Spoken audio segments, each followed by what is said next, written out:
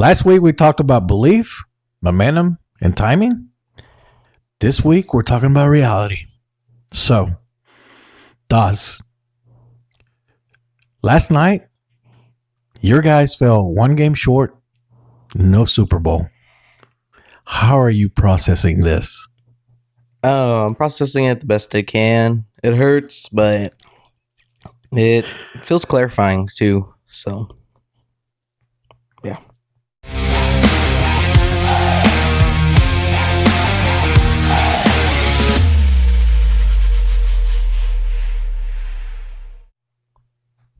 All right, so let's start here. Seattle didn't get lucky. I mean, Seattle really didn't steal the game. They controlled the moment, per se, as they were at home with that nasty crowd behind them, as only Seattle can be Seattle with the 12th man. So, nasty environment. Rams played them twice this year. Should have been prepared. And I guess in the end, they weren't. So, tell me about that. Well, that's the part that's hardest to accept because they didn't collapse or anything. They fought the whole way through. They just couldn't get it done at the end. Okay. They just fell short. Well, wait, but that's the thing, though. The whole deal about that is that you got to finish the whole job, right? You got to finish the whole job in a championship game. In a championship game, you got to finish the job. And your guys didn't get it done. Yeah, well, when the fourth quarter feels like the heaviest it's been all season, it's kind of hard to do that. Why is that? Well, I mean, it's by that point in the season, you can't let any mistakes happen. You cannot let that extra yard get gained. You cannot let that extra call go. You just have to stay on top. And if you're not, that's it. Season's over. Bye-bye to Cancun. We'll see you next year. Yep, that's exactly right. Because it was just that. What it was the fourth quarter. That's where experience shows up without making noise. Making noise.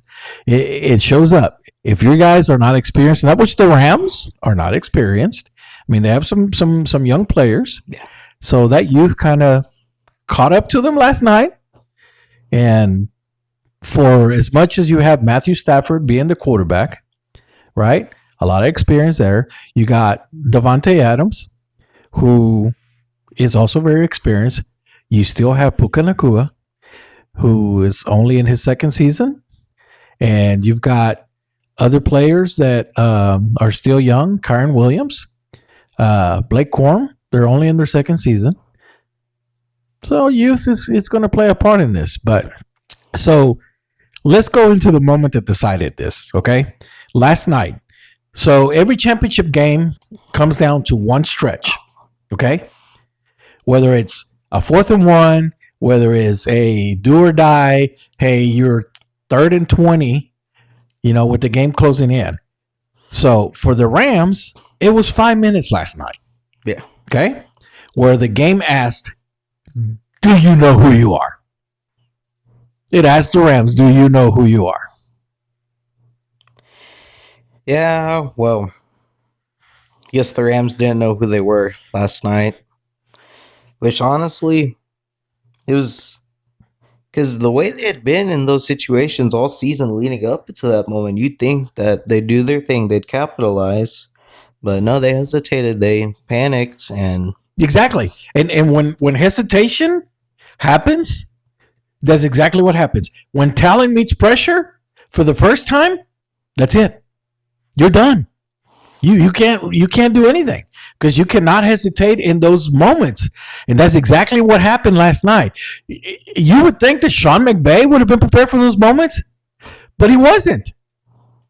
Right? 4th and goal on the 6-yard line. Should have went for the field goal. I get it. Okay? You got to go for the touchdown because you don't know the Seahawks are going to control the tempo. If they get the ball back, they might choose some clock down. But what if they don't? What if you kick the field goal and now you're down 31-30? Okay? That tells your defense, okay, they got faith in us. They're kicking the field goal because they have faith in us that we're going to stop the Seahawks on this next drive. We'll give the ball back to the offense, and we're going to go and we're going to freaking win the game. But no. Even Sean McVay said he was running down the sideline to call a timeout, and he didn't. He didn't. He panicked, I guess. I don't know. He just didn't call it. And now here you are. A day removed from the NFC Championship game. A year removed from a divisional playoff game where you had a 3rd and 6 or 3rd and 2, I believe. You could have ran the ball to pick up the first down. Even if you didn't pick it up, you would have had 4th and 1. If worse comes to worse, you're 4th and 1. What does McVay do? He decides to call a pass. Costs the Rams the season.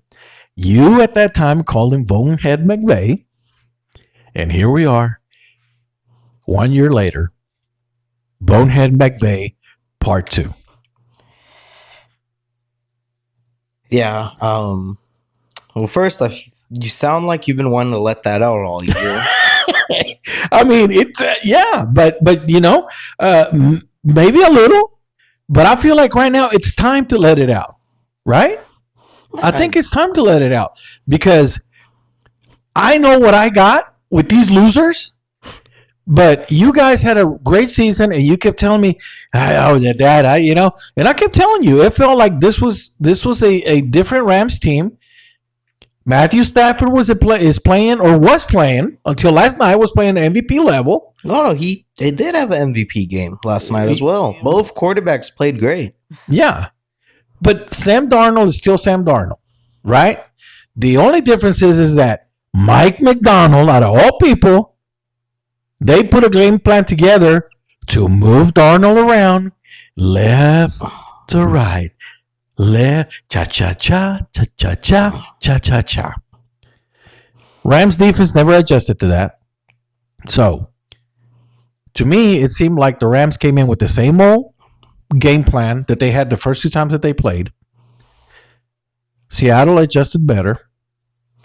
Rams didn't. Now, granted, they did keep them in the game. The defense kept them in the game. I mean, you're talking about 31-27.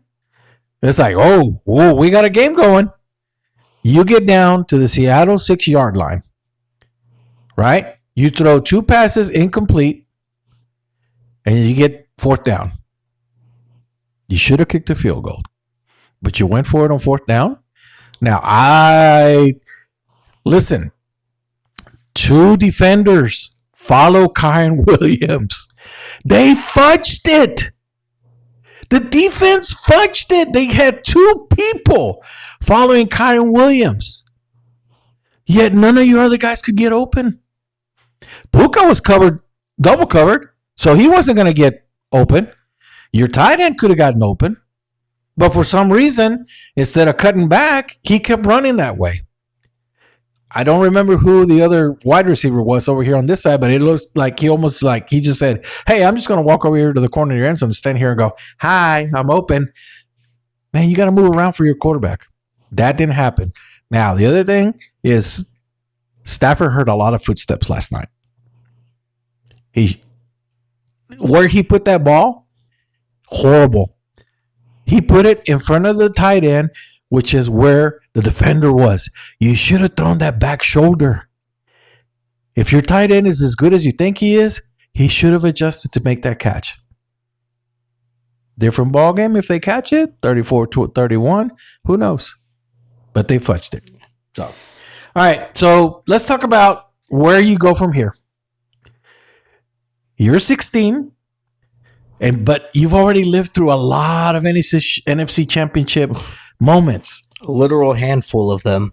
A literal handful. And why is this? Is because before You were a Rams fan, and I think that our viewers know that. Yeah. But for those that don't know your story, you were a Packers fan before a Rams fan, and so how does this loss compare to the ones that you have gone through in the past when you were a Packers fan? Feels familiar. Every single time that they would win, that they went, it always felt like they were supposed to win the game.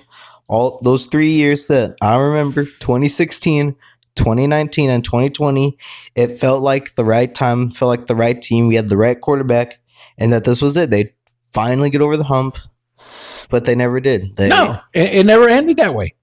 Never ended that way, right? It never ended that way.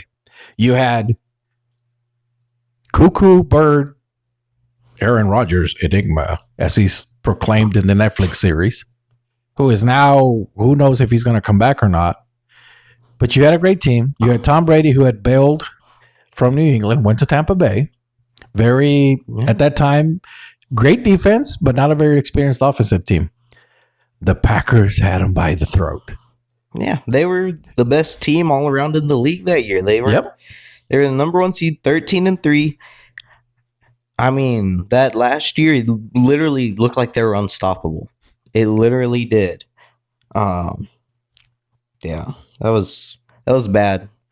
As a kid watching that, it really changes how you see the game, because that shows you right there that being the best team in the league doesn't guarantee you anything. Yep. Doesn't.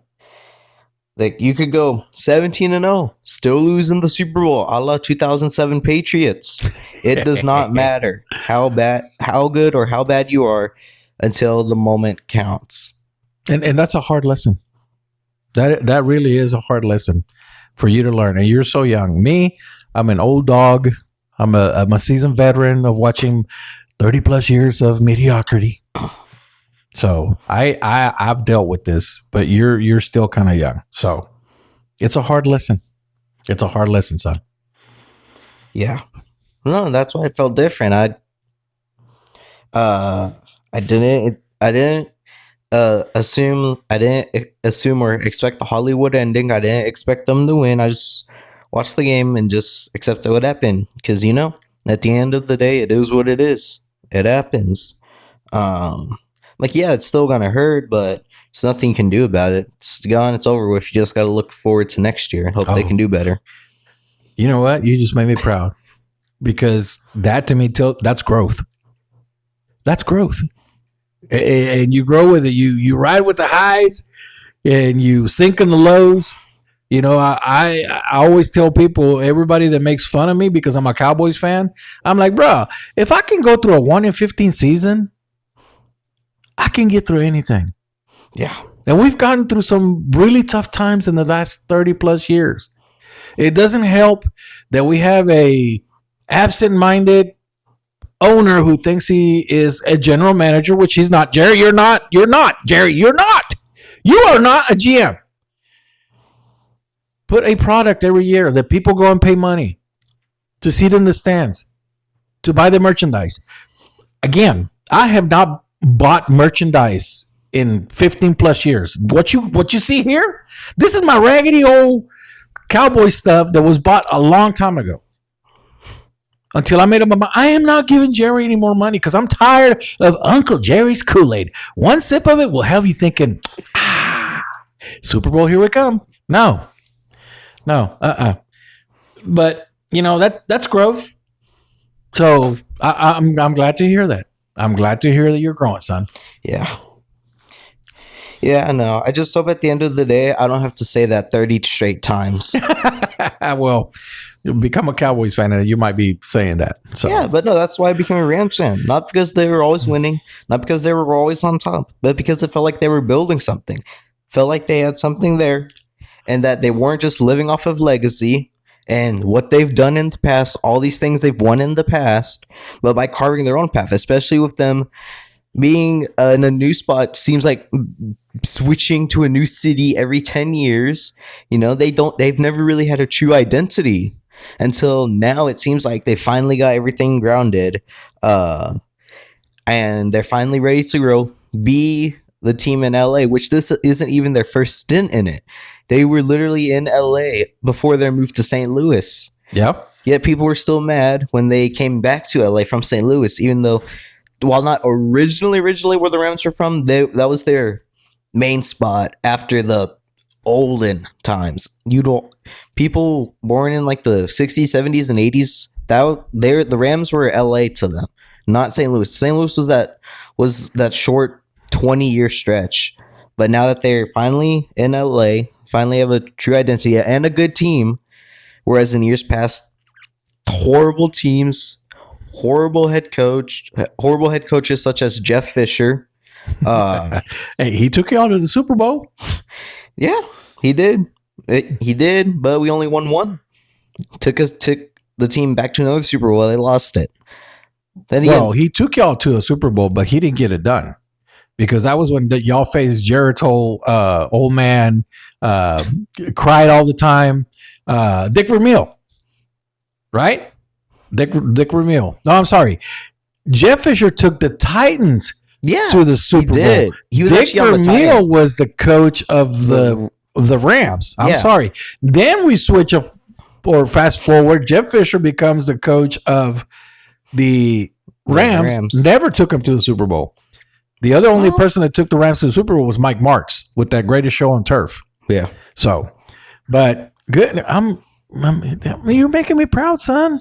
You're making me proud. That is a very grown person answer, which is the way you just answered. Now, LA fans, you have to get over the fact that they left you, went to St. Louis, and now they're back. Could be worse. You could be the Raiders. One day you were Oakland Raiders, and you were Los Angeles Raiders, and then you went back to Oakland Raiders. Now you're Las Vegas Raiders, and next thing you know, you might become the Belize Raiders. I don't know. So it just all depends on what, Al Davis' son decides to do. Well, and then now you got, Brady. He might want to move up to, somewhere else. I don't know. Whatever. But it could be worse. You could be a Raiders fan. But anyway, so Rams fans, Packers fans, young fans, older fans, drop in the comments what NFC Championship loss has changed the way you watched football. Yeah. What NFC Championship game, if your team has ever been in one, which championship game changed the way you watch football? Because for me, I will tell you. Can you even remember the last NFC Championship game? I do. I do remember the last NFC Championship game. We won, but I'm talking about 1982. I'm almost throwing up with this. Is that the catch? The catch. Yes. Oh, yeah, the throw to the back of the end zone. Talk about breaking your heart. That was a heartbreaker. That was the beginning of the dynasty that was of Bang Bang Niner Gang. A dynasty that could have been skipped. Yes. And I think it would have been for the better. So that, to me, changed the way I watch championship games when the Cowboys made it, because it's like, oh, hey, before that, it was like, oh, hey, we can get past the championship game. It is, once we got to the Super Bowl, and that's where we had that's when we faced Pittsburgh all the time. But then it became the championship games were like, oh, hey, we had this down. We just couldn't get the Super Bowl. Then it was like, okay, now we don't even have the NFC Championship games, because that was the beginning of the heartbreak right there. So, anyways, drop your comments below. Is there an NFC Championship game or AFC Championship game that your team was in that changed the way you watch football? So, where do you go from here as a fan? That's what I want to know. Now that you've had this heartbreak, the last time you were in a championship game, you guys won. You went to the Super Bowl. You played in your backyard, and you beat the Bengals. Right? Yep. Now, a few years back, you were a Packers fan, and you bailed ship because you got tired of that. Here's the first championship game that your team has lost. Where do you go from here as a fan? Well, first off, next season isn't going to be fun, jolly watching. In the past, there will be expectations. I'm still going to have belief. At the same time, I'm also, going to expect team to do good, pull it out. at the end of the game and get the job done. And that's the shift. That's the shift right there. That's the shift right there. Yeah. So Yeah, I guess you could say I've learned a few things watching football with you. well, and is that a shot at me? Is that a little shot at me? Because all the time you watch me lose my cool, scream at the TV, change the channel because my Cowboys are. Well, good. Well, I mean, I hope that some of my knowledge would stick to you. I just hope that the knowledge of putting up with mediocrity doesn't stick with you, because I don't want that for you at all. Because I mean, it sucks being a Cowboys fan, right? Being a Cowboys fan is not fun at all right now. I mean, we have teams that are okay. Now, we'll see what happens. But a lot of change is coming. But it's been 30 plus years of the same old mediocrity. Uncle Jerry's Kool-Aid, right? So, the season wasn't a failure. It was a step for you. This is a step for you, right? Yeah. Yeah, no, it's taught me patience. Definitely. Yeah, I guess the game truly isn't over until that last whistle is blown. Yep. Yeah. Wins are fun, but at the end of the day, the losses will always be the games that teach you. Yep. And that's the lesson that lasts longer than any highlight ever, is what you learn from these moments, which, it kind of stunk yesterday because we were pulling for the Broncos. Yeah. Because of Jarrett Stidham. Stiddy, we believe, we trust. It didn't happen. Another bonehead move in that game right off the bat. Sean Payton going for it on fourth down, didn't kick the field goal. Then I said, this is going to come back and haunt you. And looking back at the end of the game, 10-7, you could have used those 3 points. Yeah. Right? Oh, yeah. So you're always going to have those moments. But where you go from here, how you take the bad with the good, is what makes you realize how important, how sweet those moments are. And they're not going to last forever. 3 Super Bowls in 4 years was the greatest feeling in the Dallas area. Nearly having a four-peat. Having a four-peat. And at that time, everything's great, man. The Cowboys, this is one of the greatest teams ever, blah, blah, blah. And then next thing you know, 2 years later, you have a rookie franchise in the Carolina Panthers taking you out. That was their first ever season? Yes. That happened in the Panthers' I first believe ever it was season. the first or second season, but they were pretty new. And they took out the Cowboys, went all the way to the NFC Championship to face the Packers. Pretty sure they went all the way to the Super Bowl. No. Or was that not until later? That was the year that Brett Favre actually finally got to the Super Bowl, where they faced the New England Patriots. Oh, yeah, it was that year. So, but glad you're growing, son. I'm glad you're growing. A little bit of pain is not going to hurt you. Yeah. A little bit of disappointment is not going to hurt you. Yeah, I don't know how I feel about being the first or one of the first ever teams that got beat by a new franchise in the playoffs. Okay. We deserve that. That's fine. We deserve that. And I'll take it. Because I know what I got in my team. That's fine. Yeah. But Luke, I am your father. Come over to the dark side. Feel the pain. We feel it every year. I'm surprised you're not numb from it by now. I'm numb. I'm so numb of it, but let's just hope your Rams don't have 30 plus years of misery just like my team does. Yeah. So I'm disappointed. I am disappointed, but I'm not discouraged. Because at the end of the day, these guys had it. At the end of the day, these guys had an absolute heck of a season. This was phenomenal. Going into the season, we didn't even know if Matthew Stafford was going to play. He had all those preseason back issues and all the body issues, and I was just begging for another wild card appearance. I was just begging for a playoff spot. Y'all could have had the first seed. Yeah. But y'all let that go? Well, yeah, but even then, I was just, those 5 weeks or whatever it was that we had, I was just super happy. It felt like the top of the world. We had the 1 seed, looked like we were going to have one of the easiest Super Bowl routes ever. We could have won the Super Bowl in the 49ers home stadium, which that would have been one of the greatest feelings ever. But no, I'm happy because like going into it, I seriously thought it was just going to be another 10-7 season. And I wasn't expecting them to win the division. I had hope, but I was not expecting a 12-5 season plus 2 playoff wins and an MVP season by Matthew Stafford. So I'm just, at the end of the day, I'm happy. I'm happy for a result. I'm happy the team did as well as they could. They've given me belief again. You're not happy. Shown me. Well, no, obviously, because I wish we could have been in the Super Bowl, but it happens. You know, it's got to move on to next season. I know. You know, that's obviously going to hurt. I just got to have somebody wallowing down here with me because I ain't got nothing to be happy about. So, anyway, I'm sorry. I didn't mean to cut you off. Go ahead. No, yeah, go ahead. No, they've proven to me that it's okay to believe. Yeah.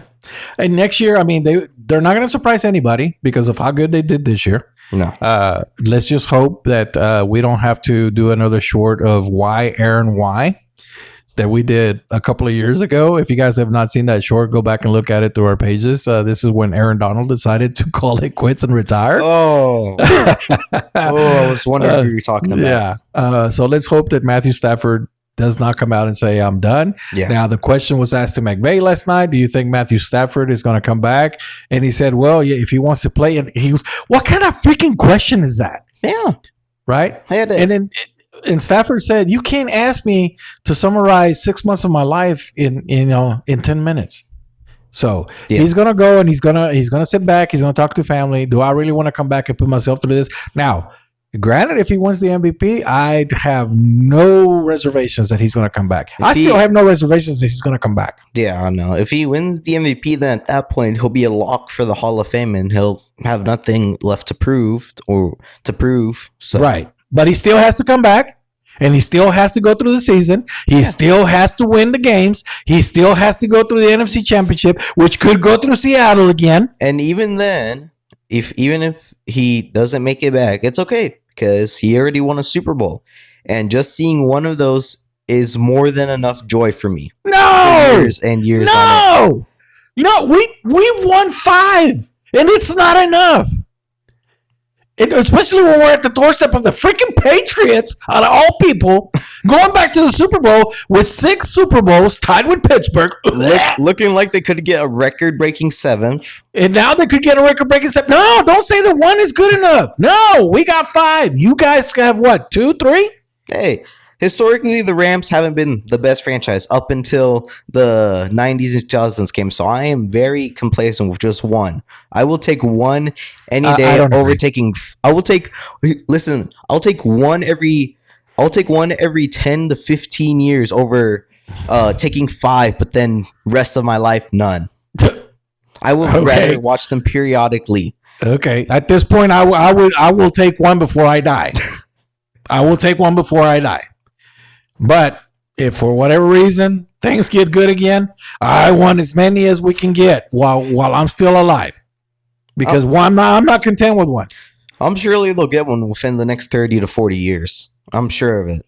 Well, next 30 to 40 years, I may not be here. So hopefully it's within the last next 10 we don't want them to end up like the Jets over here, not winning 1 since the 60s. Yeah. Well, again, they're not going to surprise anybody, and next year, and that's when we'll find out if who's built to last. Yeah. Whether it's the Rams, is it the Seahawks, or does Sam Darnold revert to all Sam Darnold? Let's see what Sam Darnold does with that freakish defense that the Patriots have. At this point, I told your mom last night, I am not inclined to wanting to watch the Super Bowl. I don't want to watch it. I don't. I think we've seen the matchup already. So, I mean, we talked about how it didn't matter who won last night, the Patriots were going to have a rematch. Yeah. So It sucks seeing Super Bowl rematches. You know, you always want to see new teams there. But at the end of the day, I'm somewhere deep down inside of me is kind of hoping it ends on the 1 yard line again. Because imagine how funny that would be to have a 1 yard line moment. You hear that, Seattle? Well, and that also goes for Tennessee. Don't forget that one ended at the 1 yard line too. So Yeah. oh man. Well, what else you got, my son? Nothing. I don't really have nothing much other than it's soccer season now. It is time to watch some more soccer, and in about 2 months, baseball will be back. Because Hallelujah for the Dodgers. unlike the Rams, at least those guys know how to get it done when they're down and up against the wall. So I'm gonna be watching soccer, looking forward to baseball.